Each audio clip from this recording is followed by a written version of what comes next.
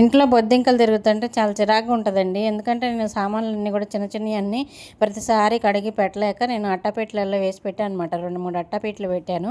ఇంకా అందులో చీకటిగా ఉంటుంది కదా, ఇంకా బొద్దింకలు బాగా తయారైపోయినాయి. ఇంకా ఏం చేయాలని చెప్పేసి యూట్యూబ్లో చూస్తే ఈ యాంటీ కాక్రోచ్ జెల్ అయితే చూసాను అనమాట. ఇది మీషోలో చూస్తే రూ. 164 పడింది.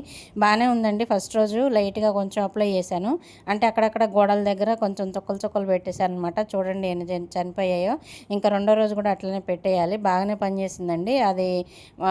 ఇప్పుడు హిట్ అంటారు చూసారా, అది కొట్టొచ్చులే కానీ అది బాగా స్మెల్ వస్తుందని చెప్పేసి ఇంక ఇట్లా ఇదైతే తెప్పించాను. బాగానే ఉంది, స్మెల్ లేదు, ఏం లేదు, బొద్దింకలు అయితే పోతున్నాయి. బాగానే అనిపించింది నాకైతే. ఇంకా ఈవినింగ్ స్నాక్ అయితే ఎగ్ బజ్జీ చేశానండి. ఇంకా ఉదయం సాయంత్రం మధ్యాహ్నం మనకి ఇదే పని కదా, ఏం వండాలి, ఏం చేయాలి, ఏం పెట్టాలని ఇదే ఆలోచనలో ఉంటాం కదా. ఇదైతే చాలా ఈజీగా అయిపోతుంది, తొందరగా అయిపోతుంది అని చెప్పేసి చేసేసాను అనమాట. ఎగ్స్ అయితే ఉడకబెట్టేసుకొని ఇంకా శనగపిండిలో ఉప్పు కారం కలిపేసుకొని ఇంకా అంతేనండి. ఇంకా బజ్జీ పిండిలాగా కలిపేసి ఆ ఎగ్స్ దేంట్లో ముంచి వేసాను అనమాట. కాకపోతే ఏంటంటే ఆ ఎగ్స్ కూడా కొంచెం ఉప్పు కారం వేసి ఫ్రై చేస్తే బాగుండేదని అనిపించింది. తినేటప్పుడు కొంచెం కారం కారంగా తగులుతుంటే బాగుండేది.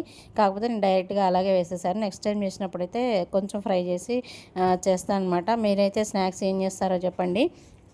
నాకు స్నాక్స్ చేయాలంటే చాలా తొందరగా ఈజీగా ఒక 10 మినిట్స్లో అయిపోయే విధంగా చేయాలంటే చేస్తానండి. ఇంకా మరీ ఎక్కువ టైం పడితే మాత్రం అసలు కొంచెం బద్ధకం వేస్తుంది అనమాట చేయాలంటే. ఇలా తొందరగా ఈజీగా అయిపోయే రెసిపీస్ అయితే చేస్తాను.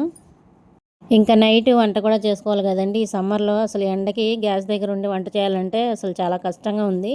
ఇంకా ఇంకొంచెం ఎండలు పెరిగాయి అనుకోండి, ఇంకా నేను జ్యూస్లు అలాంటివి మాత్రమే చేస్తూ ఉంటాను. ఈ స్నాక్స్ అయితే చాలా వరకు తగ్గించేస్తానండి.